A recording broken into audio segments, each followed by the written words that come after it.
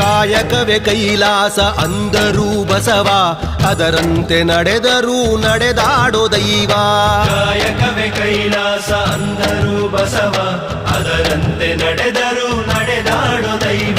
ಸಿದ್ಧಗಂಗಾ ಕ್ಷೇತ್ರವೇ ಪೂಜ್ಯರ ಉಸಿರು, ಪ್ರತಿ ಕಲ್ಲು ಹೇಳುತ್ತಿವೆ ಬುದ್ಧಿಯ ಹೆಸರು. ಸಿದ್ಧಗಂಗಾ ಕ್ಷೇತ್ರವೇ ಪೂಜ್ಯರ ಉಸಿರು, ಪ್ರತಿ ಕಲ್ಲು ಹೇಳುತ್ತಿವೆ ಬುದ್ಧಿಯ ಹೆಸರು.